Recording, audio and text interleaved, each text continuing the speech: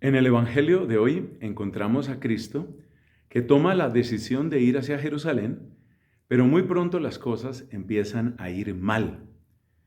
Él estaba al norte, en la región de Galilea, tiene que atravesar la región de Samaria, que es la región intermedia, para llegar a la región de Judea, donde está Jerusalén.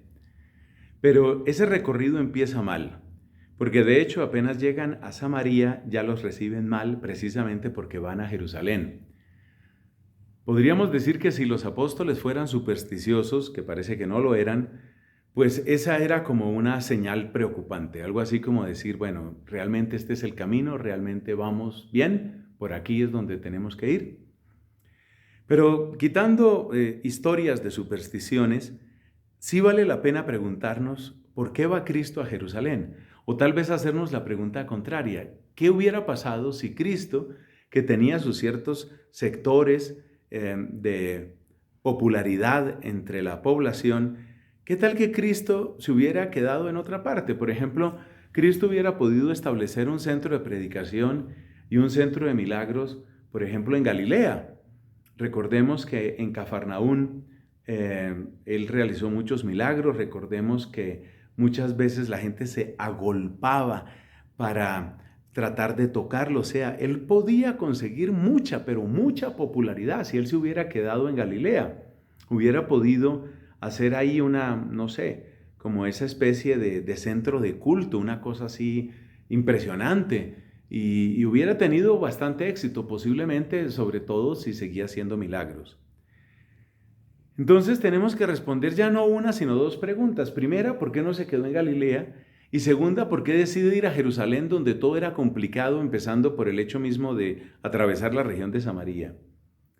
La primera pregunta de por qué no se quedó en Galilea nos la responde la Biblia en otro pasaje, donde encontramos a Cristo decepcionado de la respuesta de la gente después de los milagros.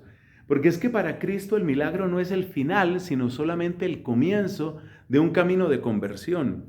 Lo que Cristo quería con los milagros es que esas señales de amor, esas señales preciosas de providencia divina, sirvieran para que la gente se abriera al amor de Dios precisamente, dejara sus caminos de pecado y realmente entrara en una vida nueva. Eso era lo que Cristo quería, pero eso no estaba sucediendo.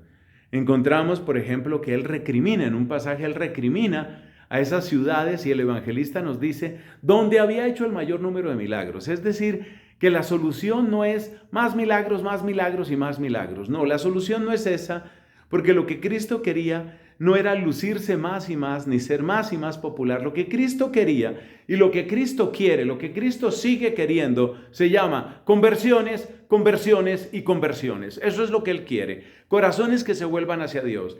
Y a fuerza de solos milagros, esto no va a suceder.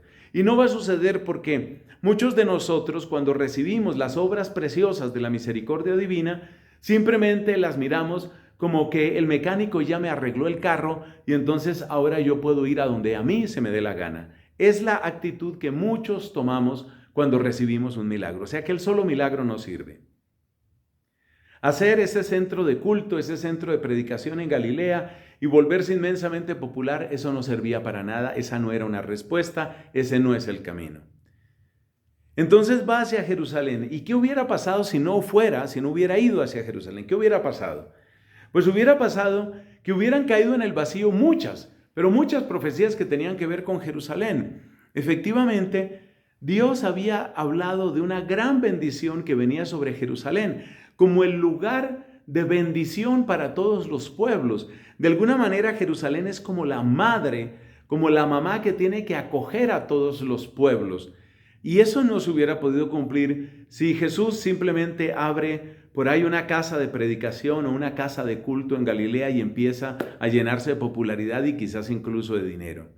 Segundo, nos damos cuenta por el pasaje de Simeón y de Ana que se sitúa en la infancia de Cristo, que ciertamente había personas que tenían su esperanza puesta en esa ciudad, porque era ciudad de bendición, porque fue la ciudad que escogió Dios. Entonces, todas esas personas quedarían completamente decepcionadas. Y lo que es peor, el templo mismo quedaría entregado simplemente para hacer negocio de los sumos sacerdotes. Entonces, había que enfrentar el problema. Los problemas no se solucionan huyendo de ellos, los problemas no se solucionan simplemente abriendo una casa de culto o cualquier otra iglesia en cualquier otra parte. Hay que responder al plan de Dios. Y por eso Jesús, aunque tiene muy claro que hay grandes dificultades que le están esperando en Jerusalén, pues Él avanza hacia Jerusalén. Él va hacia Jerusalén. Podríamos decir que va a enfrentar a sus enemigos. Pero si lo pensamos mejor, Cristo va a Jerusalén a enfrentar al enemigo, al archienemigo que está detrás de todas esas caretas de los adversarios de Cristo. Y el tema es que ese gran enemigo, que no es otro que el demonio, es el mismo enemigo nuestro. Cristo tenía que ir a enfrentar, y eso fue lo que sucedió en la cruz, ir a enfrentar al enemigo, porque vencido el enemigo de él, que es el enemigo nuestro, ahí sí podía darse lo que Cristo quería, lo que Cristo quiere, que es nuestra auténtica conversión.